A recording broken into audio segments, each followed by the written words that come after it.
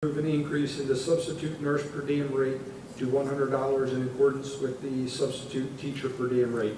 Do we have a second to that motion? Second.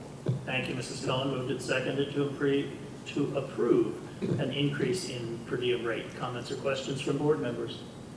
No? All those in favor? Aye. Opposed? Motion carries 8-0. Mr. Ugomo? The next personnel committee meeting is scheduled for November 9, 2016. Thank you. Policy Review Committee. Mrs. Miller. Thank you, Dr. Manel. We did not meet. Our next meeting is scheduled for November 9th. Thank you. And will you also do the Upper Bucks County Technical School? Thank you. I'll pay attention this time. The Upper Bucks County Technical School met on 10/2016. Some exciting things to report from the VOTEC.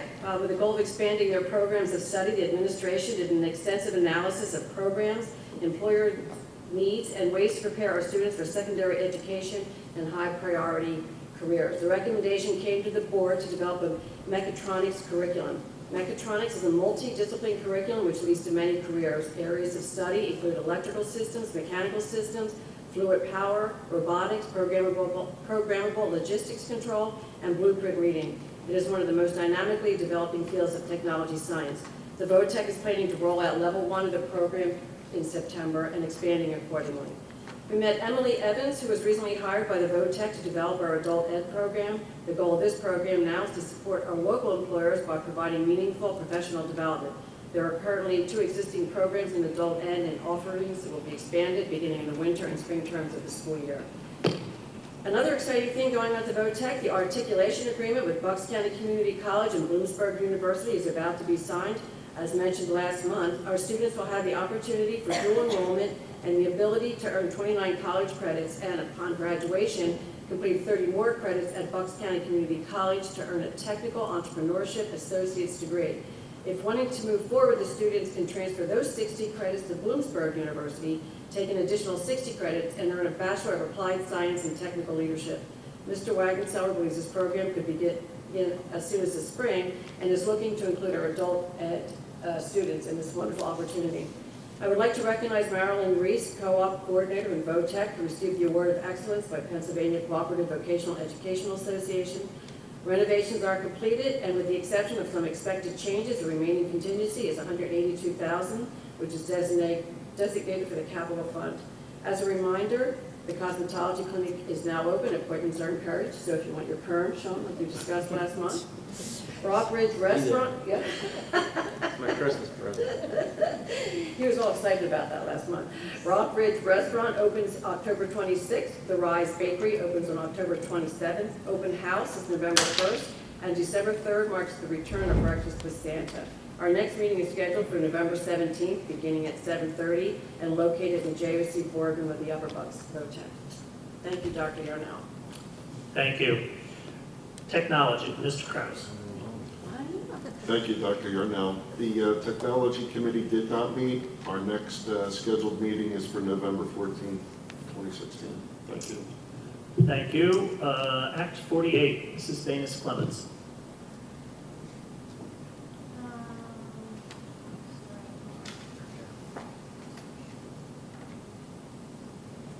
Can you turn your microphone on, please? Sorry. The Act 48 committee met on October 6th. We went over some information on how to do some professional development online, and some resources that are available. Walk through the website and different ways to access that. Dr. Price, did you have anything else you want to add? We discussed the role of the Act 48 committee because it was the first meeting of the school year. Looked at some frequently asked questions that we get on Act 48 from staff. Reviewed the online training system, ways to pose courses if you're going to be a facilitator, ways to sign up for courses that are in there.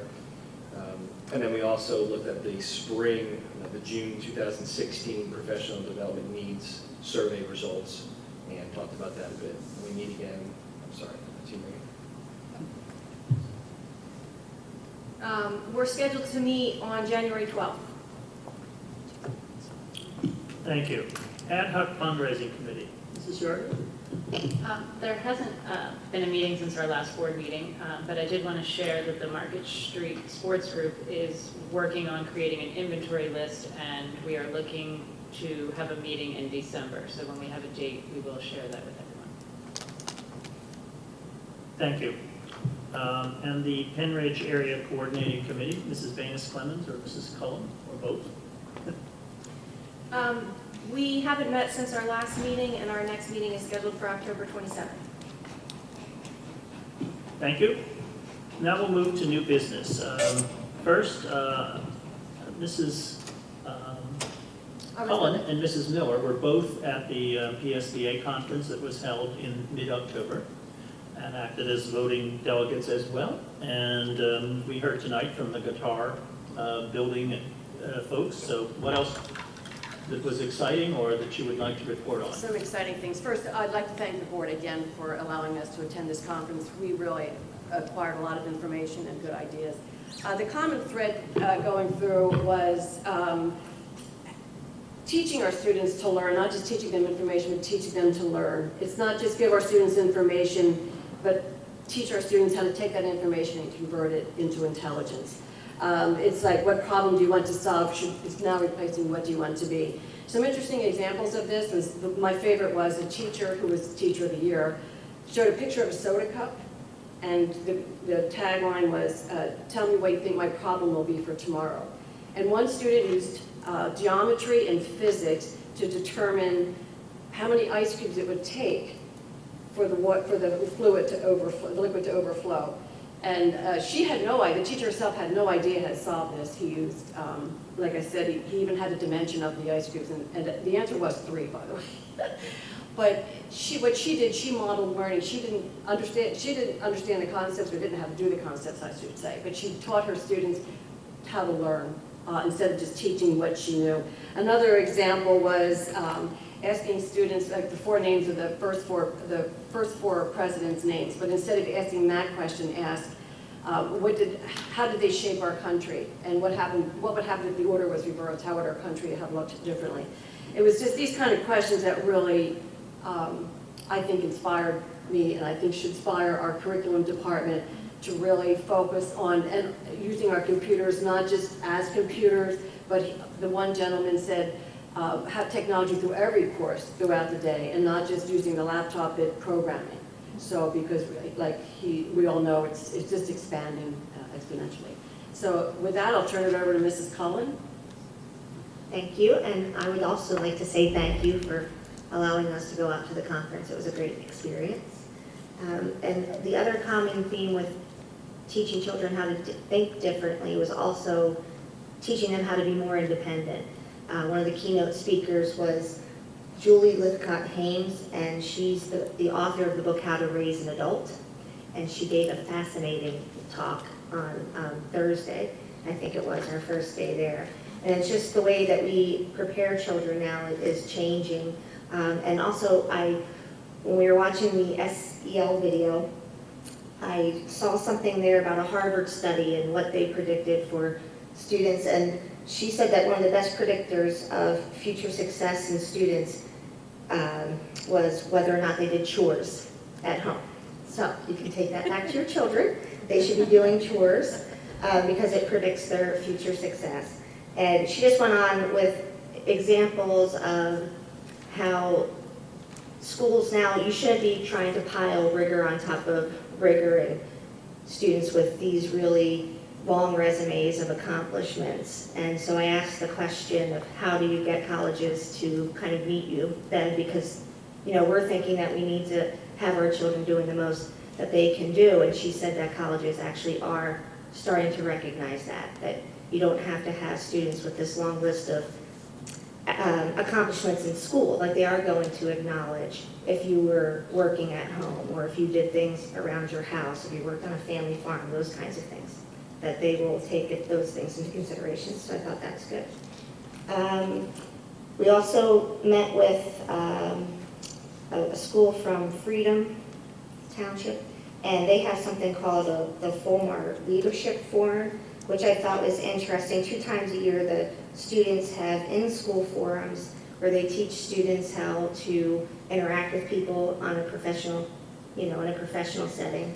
And then they also have connections with local businesses to do internships and shadowing. And that's something that a few years ago we talked about at the steering committee, the comprehensive planning committee. Dr. Brevard and I were on the same subcommittee, and we talked about this briefly. How do we get businesses in the area to work with our students to provide them opportunities to do shadowing and internships? So I plan on contacting that principal again to talk about that further. Ada already mentioned Al in November, he was kind of interesting in the beginning for what he decided to talk about while we were eating, but the gist of his talk was that we need to rewrite the problems we give students, like Ada mentioned, the problem with the cup and the ice cubes, because the problems that we give them these days are, with the technology we have, are too easy. If they can just go in and fill out, go to Google and get answers, you need to give them different problems to involve instead of solve. The other most interesting thing I went to was the financial literacy session. There are schools that do required courses in financial literacy now. It's a half-credit course, and the reason why they make it required is because students might be reluctant to take something that's not going to help their GPA. But these schools that have done it, there are other reasons why they have it be required, but there's only one school district in Bucks County that has one, that's Ben Salem, and it pays off great dividends. Some of the principals from these school districts that were there, they talked about how the percentage of students that go on to college, it didn't just go up a little, it like tripled. It went up a huge amount. And the reason was because they have these students and they sit them down and they have them look at what kind of life they want and what it costs to live a life that way. And so these students were starting to figure out that if I want to have this standard of living, I need to make different choices. And they covered a gamut of everything financial you can think of. And the principal of one of these schools said that his own child was able to help he and his wife when it came time to do the FAFSA. I'm sure I'm saying that wrong, but did I say it right? All right. So anyway, the parents learned from it. So I would like to look into, because it was actually something that my son asked me why we don't have that, or suggested that we should have that, to teach our children more about, not just for college, but they talk about everything, interest in getting credit cards and maybe why you shouldn't have them, just the whole thing. So I won't go into too much detail.